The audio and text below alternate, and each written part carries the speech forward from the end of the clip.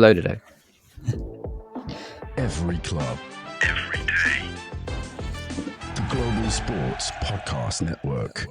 Hey everyone, welcome in to Daily Wolves, and it is of course crossover before the big game this weekend. So I am not alone today. It's not a monologue. We've got a full house pretty much.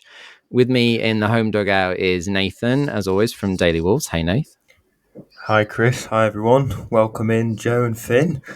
Yeah, Good to have a full house. Indeed. So yeah, we're welcoming into Molineux this weekend, Crystal Palace, and so we have Joe and Finn from Daily Palace podcast. How are you doing, guys? Joe, I'll start with you just to make it less confusing. How are you doing? Yeah, good. Very good, thanks. Yet to be trick-or-treated, I've just said before. But nice to be on the podcast with another team united in antipathy for Jamie Vardy after his celebration housery of the two clubs. So, yeah, nice to be here. Yeah, I feel it. And how about you, Finn?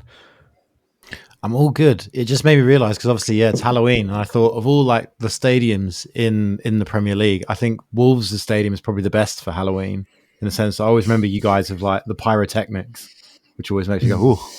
Yeah. So I would say of all the stadiums, I'm sure there's probably a joke in there somewhere about maybe another team or something, but I can't think of it sharply enough. So yeah, well, we'll take the win on that one then. So we're the best team in the Prem for Halloween. I think that. Yeah, I mean we have for us at this stage in the season. We'll take 3 points on that one, you know? Yeah. I mean, South London's scary, but for other reasons. Yeah. I mean, we are Wolf Town. We are officially, like, people just walk around calling us Wolf Town. We are the home of Wolves. So, yeah, it's all good that we fit the Halloween vibe totally.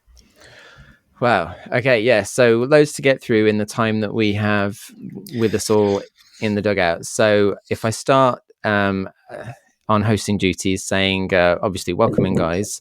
And first and foremost, how are you guys finding your own podcast? How's the Daily Crystal Palace podcast going? Yeah, I mean, I think so. No, yeah, it's been really good. I mean, obviously, Palace's season has been quite difficult so far. So, but luckily, sort of this week seems to have been like, I feel like every team has their turning point in the season, and I feel like this has been ours this week.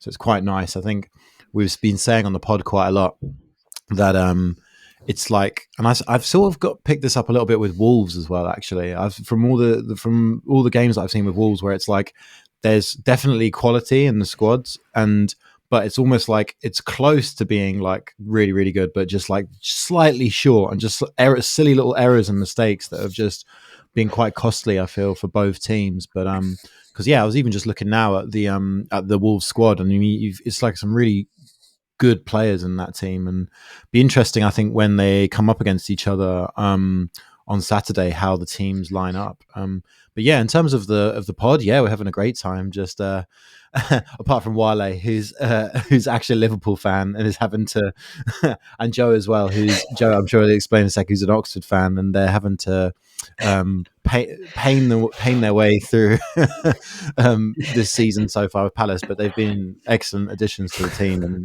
provide some really amazing insights. So. That's random. And yeah, Joe, how are you finding the season so far?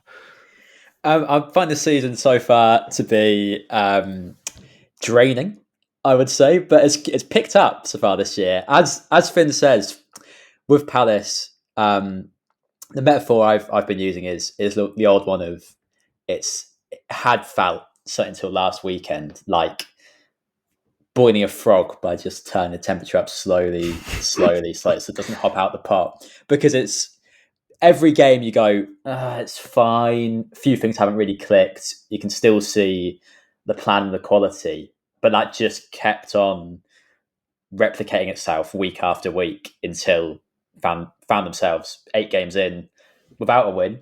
But then, of course, last weekend, the Palace of the back end of last season, at least temporarily, made a return and beat Spurs deservedly 1-0. I think could have been a bigger margin. And just yesterday, doubled down on that with a 2-1 victory over Villa in the Cup. So it's all coming up Palace just now. But yeah, we'll see. Nathan, is it just me, or does it feel like typical Wolves that because like you guys have had a bad run of form and now coming into potentially a good moment, and Wolves are going to play you at a time when we really that's anything that we need. It does feel typical, and to be honest, just hearing Finn and Joe talk about their experience just makes me feel very jealous at this moment in time. They've had a great week. We're waiting on a great week. We've tried to make a great week out of a draw, so I think that kind of explains where we're at. But yeah, it's good to hear that you guys are having a fun time, and I hope your great week doesn't continue on into the weekend for Wolves' sake. Yeah, I hope so too. It was interesting hearing you say, I think it was Finn, about, when you look at our team sheet, for example, that there's good players in there. I've been saying it. I said to someone, I think it was when we played Brentford, talking to the Brentford team about the fact that it's kind of shocking at points, because we've got like 3 Brazilian internationals at points in the starting lineup, and some amazing players that if you just look at them independently, it's like this should not physically be where it is, and it's just not quite gelling. Some of it is shooting ourselves in the foot, just literally giving the ball to the opposition in really ridiculous places, or giving away stupid penalties and all that kind of stuff. But Finn already mentioned a little bit about what they see from the outside. But Joe, what's your perception of Wolves at the moment coming into this weekend? I think both, Wolves and Palace and every team that is languishing down the bottom of every table in the world, I suppose, have the same problem, that they're much worse at defending than attacking. But with Wolves, it's more a case of attacking pretty good. I think they could stand to hurt any team in the league. Certainly Palace, 13 goals or something at this stage is solid. And as you say, so much talent in the squad, with likes of Cunha and even the players who maybe haven't clicked as much, but the likes of Guedes and Sarabia have played at the kind of top level of European football. I mean, they're no mugs. And yeah, I think I just see it as kind of chaos. And whenever I watch Wolves, I kind of think it's entertaining, it's direct, it's fast paced, but they look vulnerable. And like that equaliser epitomised that at last weekend. It should not have been 4v1, that situation. It worked out well. Fair play to Tommy Doyle. But yeah, I think of Wolves as kind of entertaining chaos, but yeah, vulnerable, could hurt you. Main thing I'm thinking about Wolves at the moment is I can't believe Ruben Amorim's ended up at United, not Wolves. He feels like the most Wolves manager you could possibly design. But yeah, broadly that's how I feel. Nathan, what do you make of all that? Yeah, I guess this Amorim guy would need a bit of a like shaved head, wouldn't he, to be more like a Nuno-esque, or like a Walter Zenga if we're going to roll it back a few years. It's true what you're saying, Joe. Like watching Wolves games this season, it's been painful as a Wolves fan. It just feels like goals could go in either end at any time, and so far this season it's been mostly in our own net, and we do seem to score consistently, but it always seems to be less than the opposition, which given that the aim of the game is not to concede and score in the opposition's net, it ain't great. So yeah, I think we've got a long way to go performance wise, and I guess the result of the weekend, you're saying like a good draw away to Brighton. We're hoping, and we've been talking about it being potentially a turning point in our season. So we're really hoping that's the case, and hoping that the lads have kind of got a bit of confidence from that fight back and can bring it into the weekend's game, hosting you guys. So, yeah, because at times there's been some silly mistakes, but there's also been some crushing bad luck as well at points, and even though we drew, there's always that element of when you get a comeback so late in a game from 2-0 down in the bizarre circumstances that we had it, the feeling that hopefully that momentum can spur them on and feel like maybe some of the bad luck has shifted a little bit, because the final goal, for example, gets a slight nick off the defender and goes in off the bar, when the week before that would have gone rocketing over into the stand somewhere. That's just how it's been all season long. So that's the desperation we're at, is hoping that's the the signifier, the spark behind it all. But in Finn, who do we need to be worried about? Do you reckon who the Wolves need to be worried about in terms of when you guys come to us this weekend? Who's going to be the strong person that's going to stand out for you guys? Yeah. So I mean, he's had a bit of a tough start to the season, and it's really sort of part of this turnaround this week. Really, has been the form of this player. But Eberichi Eze, I think he's going to be really pivotal when he plays well. I think Palace play well, and I think the team really sort of channels itself through him.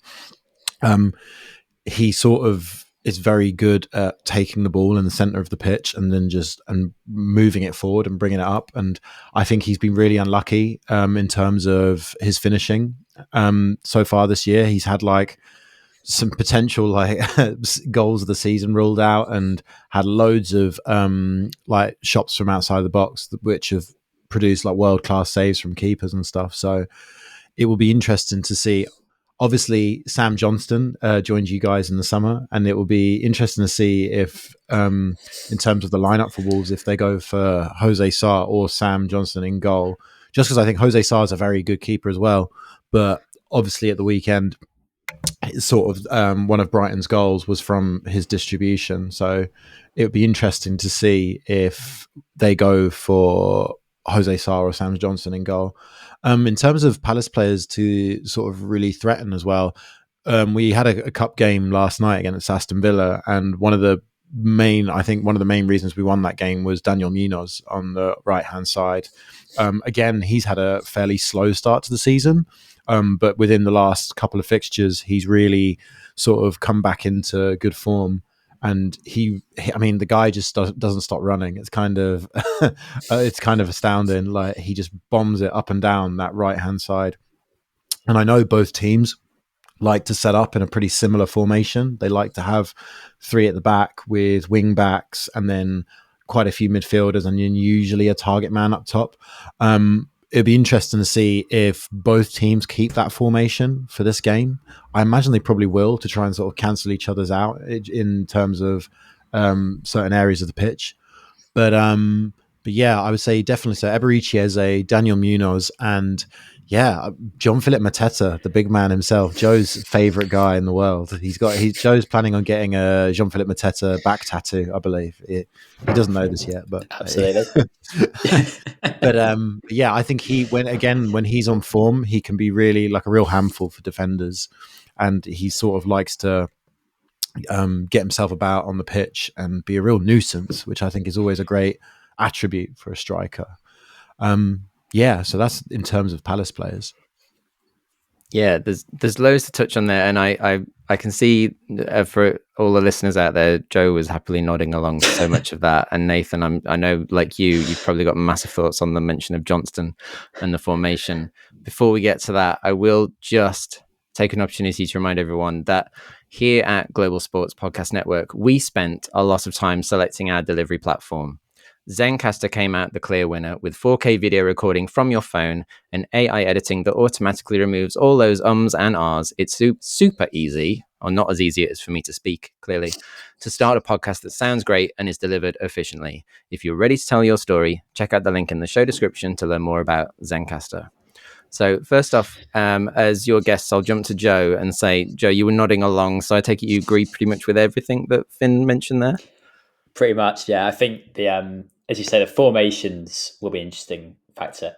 Eze's been until probably that League Cup game with Villa. So I'd say even including the win over Spurs last weekend, he's been the absolute creative outlet for the whole team to a worrying extent, really. And he did come off early in that Villa game, and that's a big concern for Palace. I think we don't really know the prognosis on that yet. But that last game, a bit more. There were a few more avenues to creating something. Daniel Munoz, as Finn suggests, is probably about the next most creative player in the Palace team on form. One thing I think will be a fairly decisive battle in in the game this weekend is probably Munoz up against Aït-Nouri on there, because he always strikes me as one of Wolves' most creative best players. They'll be up against probably like for like wing back roles, or maybe you're going to tell me otherwise. And I think it'll be interesting to see if they kind of follow each other around the pitch and neutralize each other, or if they sort of leave each other be, and that could make that kind of whole side of the pitch really chaotic, entertaining outlets for both sides. Because I feel like, I don't have anything to really back this up, but Aït-Nouri strikes me as a fullback who I feel like just on match of the day, I see him wandering inside the pitch quite a lot, kind of coming in, getting towards the edge of the box, not really holding the width. Whereas Munoz out there really likes to just hug that touchline. So if they kind of let each other go, I think there could be a lot of open space there. That could be a really interesting battle and could prove decisive in the game. Wow. Yeah. Again, there's so many thoughts. What's interesting about Ryan Aït-Nouri is that when he's in a wing back, he's arguably a slightly better defender than he is in a back four, because he's used to that formation. I feel like he owned under Nuno and everything. He's established in that. He knows that inside out. He had at least 2 games against Liverpool at home where he's basically marked Mohamed Salah out the game for pretty much the entire game. And when he came off injured, Aït-Nouri, that was when we conceded from Salah, because he was free of Aït-Nouri in that game. But in the back four, he's completely. That's why we conceded so many against Chelsea. The ones where he went missing in that game at left back, it's 3 of the Chelsea goals are literally a replica of each other. It looks like the same goal 3 times, and it's all because he was not there. He was somewhere in the midfield, just going for a walk in a back four.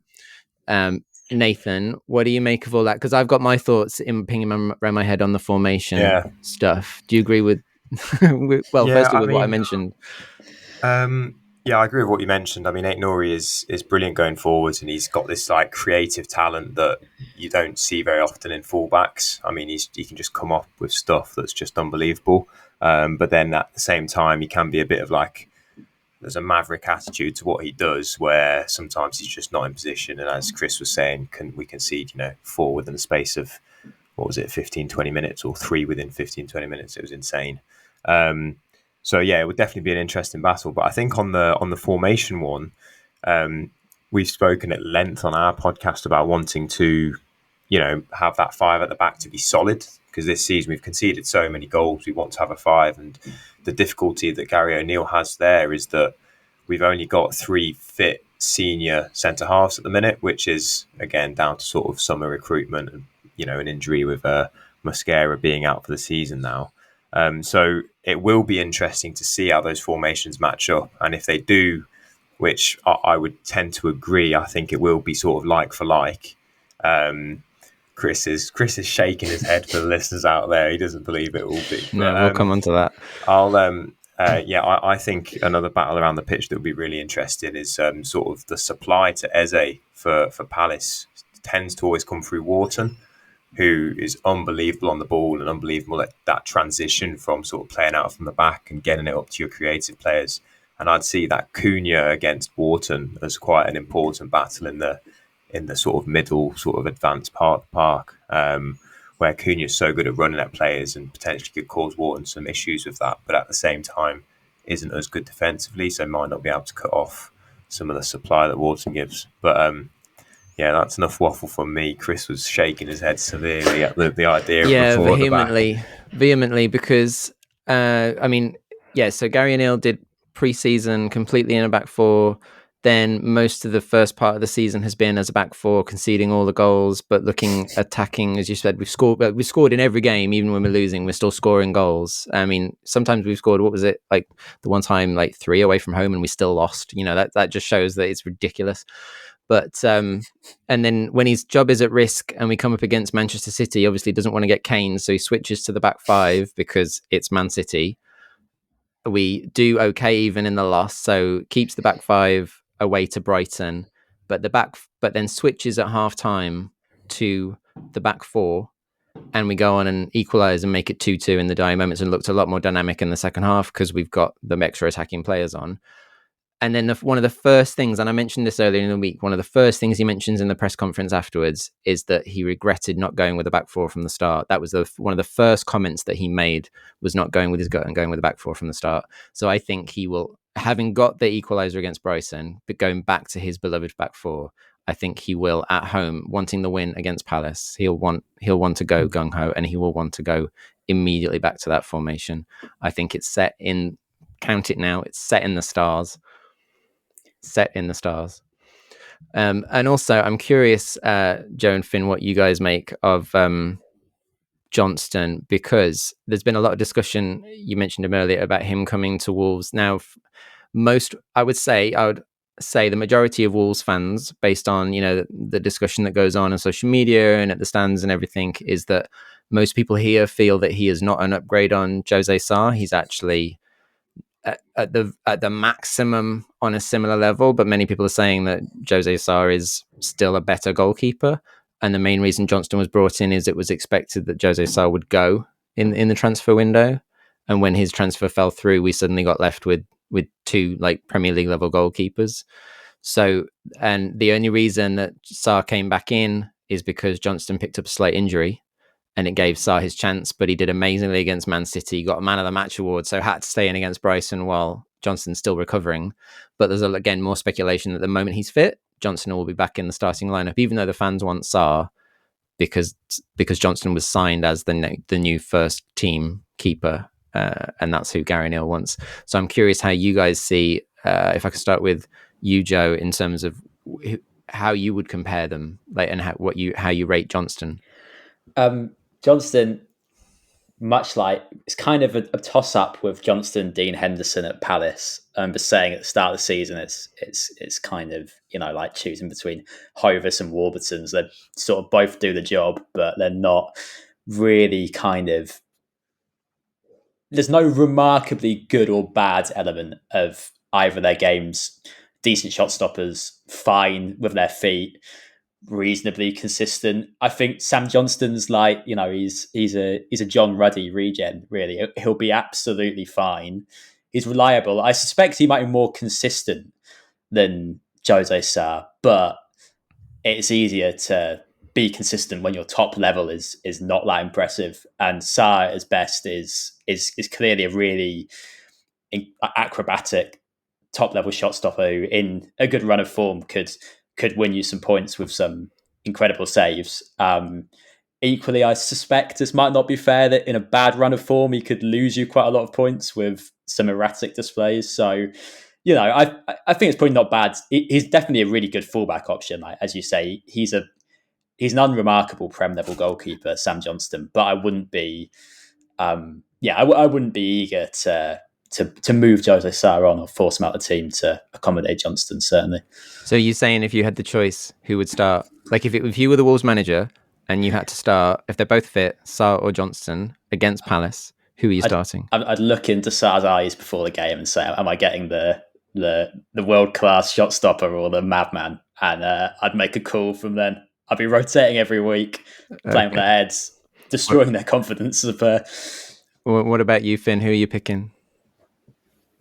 I think goalkeepers, obviously, it's one of the tougher gigs in football, because obviously there is only one position on the pitch, and it's the most competitive, and it's very easy, it's a very fickle position. It's very easy to you can play 99% of a game fantastically well and make one mistake and then you're dropped. I think Sam Johnston is a really, really good keeper. I think a bit like, one of the reasons he left Palace was because he just couldn't unseat Dean Henderson, who's been really good for us since he arrived from Man United.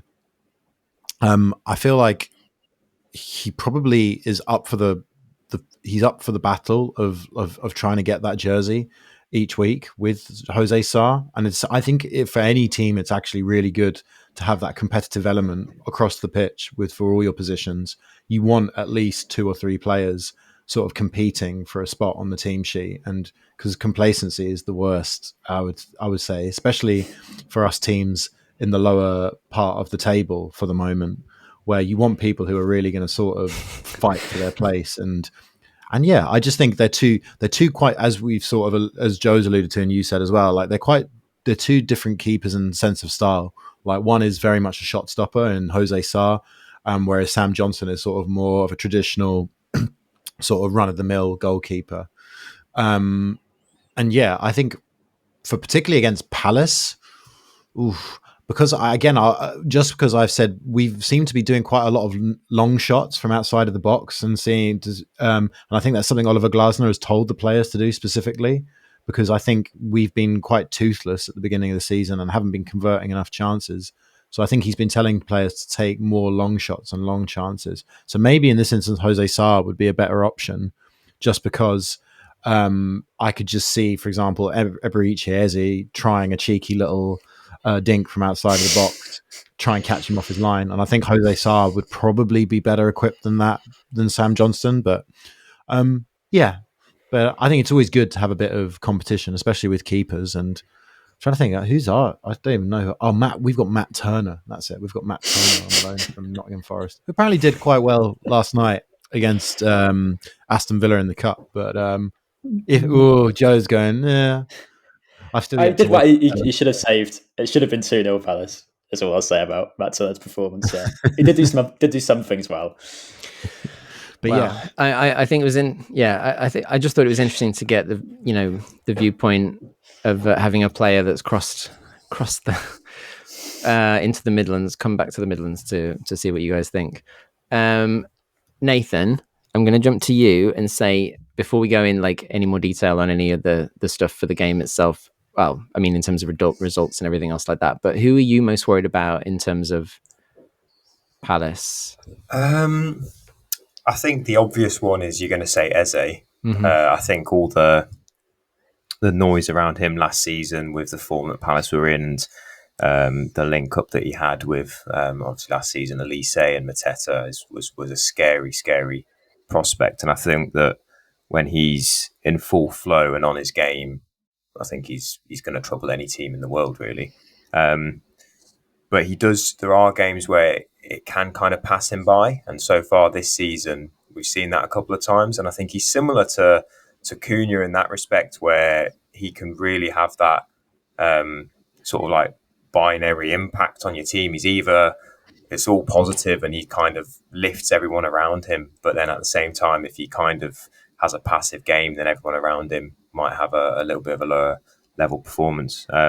So yeah, I'd say Eze overall is the one that I'd be mainly worried about. But I'm quietly confident that our midfield three would be able to contain him, just because if they had to pick another midfielder to go against, I think Eze might be one of them, in a sense that they've got similar builds, and I think the three of them could nullify him. Now, I don't want to shoot myself in the foot here, so I am touching wood. But yeah, let's see. Because plus, is that a midfield three with a back four? What are you saying there? Because that's are you saying it's a back five? I think Gary O'Neill will go over back four. That's what I think he's going to go with. Okay. All right. Okay. Cool. And Joe, in terms of Wolves players, who are you most worried about from our side? Yeah, Cunha's the big one, I think. Particularly as in Palace's formation, I think we can be more sure Oliver Glasner does not love a back four. He loves a 3-4-3 specifically. And so that's how Palace will line up.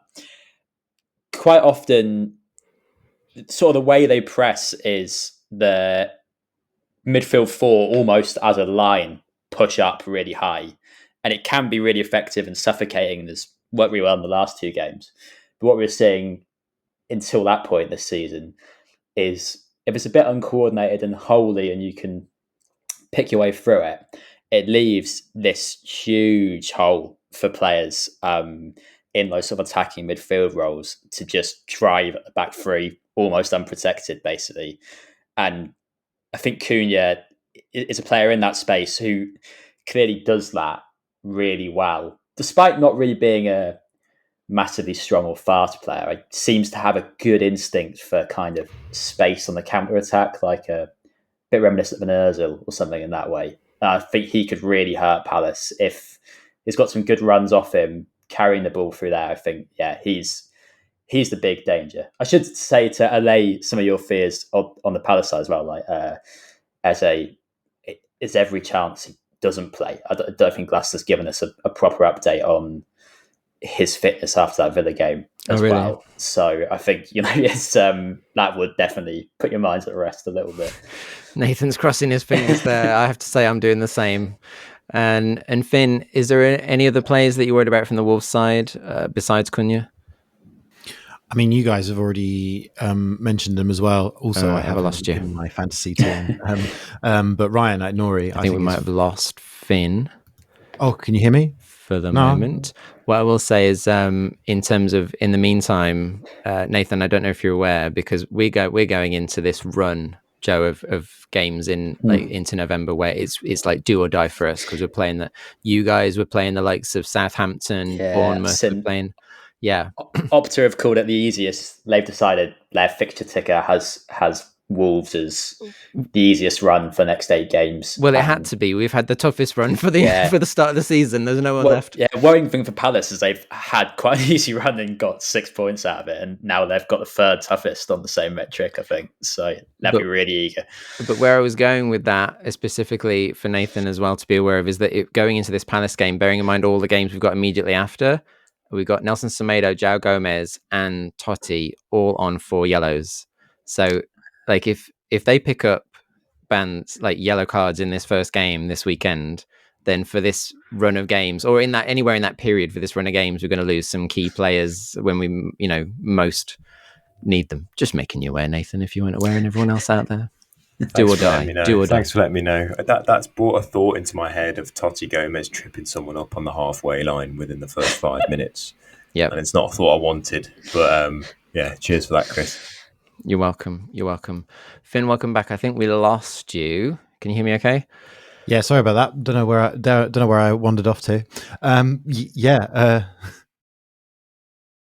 So if you can hear me, before we move on to outcomes, I was just asking if you had anyone else you were concerned about from a Wolves side besides Cunha, or is it just all about Cunha in the Palace dugout?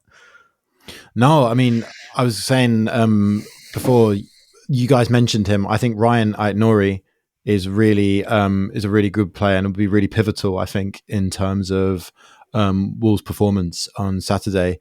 I also have him in my fantasy team, rather selfishly. So, but yeah, I think he not only is he like very sound defensively, I think he offers that attacking option for Wolves, which is really good in terms of on the left hand side he can cut in, and obviously he scored in the previous fixture. Another player to think of, I mean, we've mentioned Cunha and stuff.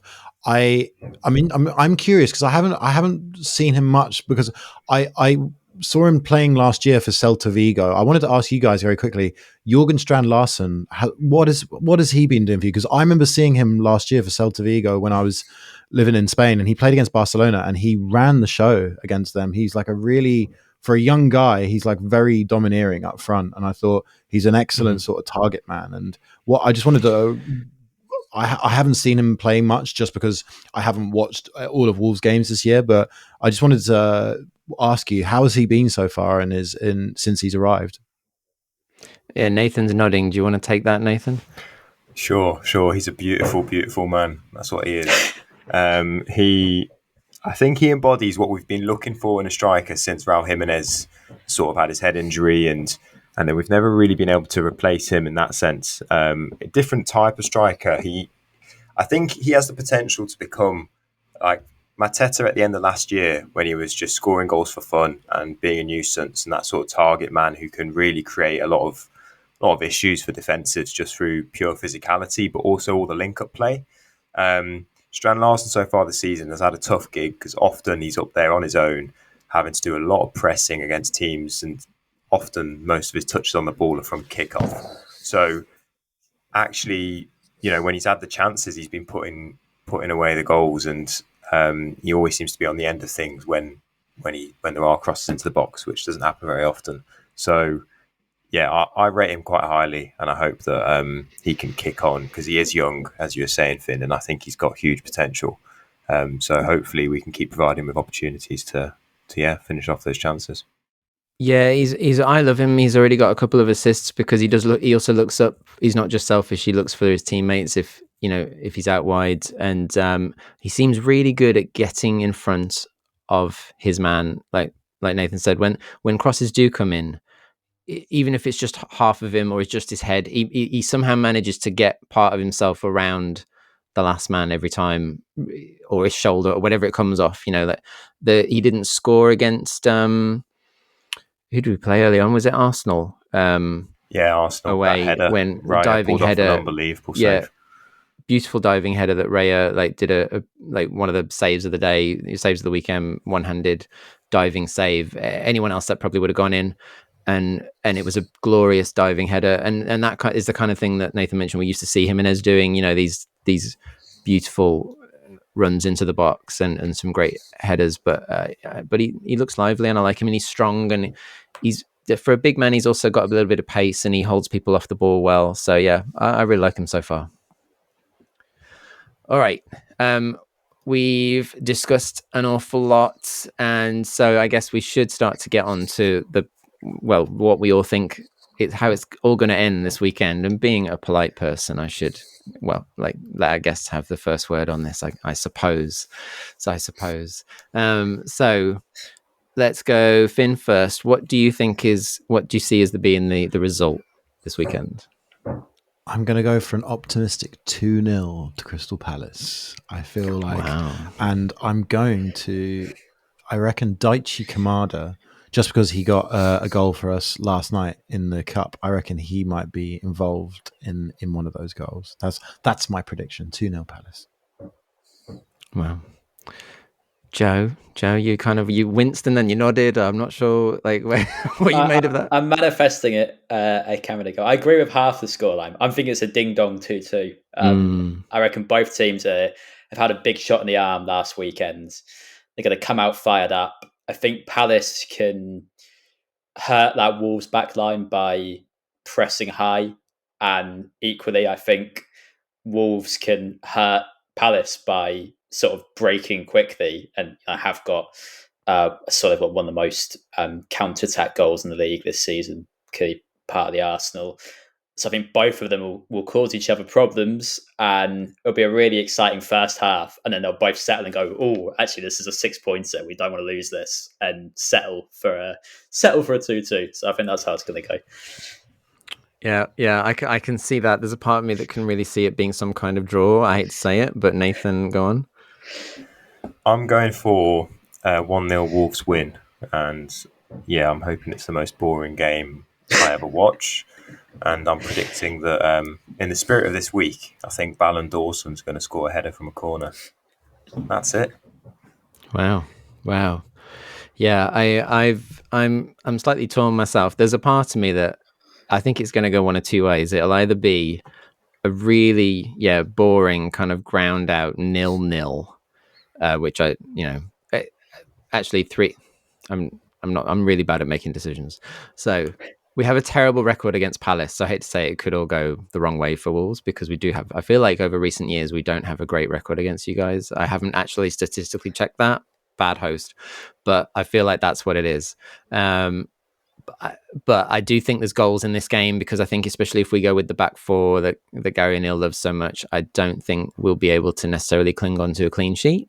But likewise, like I said, we've scored in pretty much every game, I think. So I see it being a goal fest of some kind. So I can almost go along with Joe's 2-2.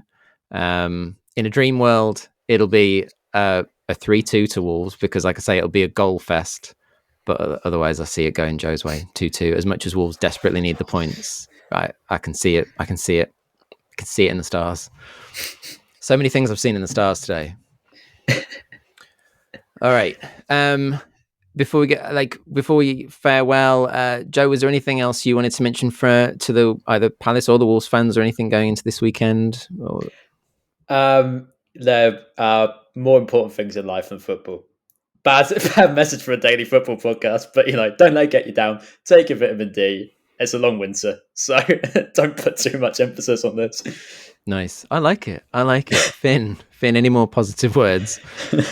Yeah, I'm loving the Han Solo behind you. I'm a big fan of Star Wars, and I've just noticed that you have the Han Solo. Is it in carbonite? Is that it in Star Wars? Again, so totally So unfootball for related, but so that's something for listeners to sorry, yeah. imagine. Yeah, for audio listeners out there, I don't think we've ever mentioned it before on the feed. I'm not sure, but I have a little geek den behind me. So yeah, there's a Han Solo and carbonite behind me. But was there any other messages for the fans out there, Finn, or, other than my lovely geek nostalgia? Yeah, if you love teams that are terrible at defending but love scoring goals and doing mad attacking football, watch Crystal Palace or Wolverhampton Wanderers, and you'll get all you need from both those teams. Yeah, I like that too. Nathan, final words. I'm just going to be thinking about whether Hovis or Warburtons are better, to be honest, for the next few days. Love it. Well, as always, everyone, I have to bow out with the motto of our beloved city of Wolverhampton and that of the Wolves team itself. Just remember, even in these times of languishing in the bottom of the division, that out of darkness cometh light. Farewell, everyone, and take care. Every club, every day. The Global Sports Podcast Network.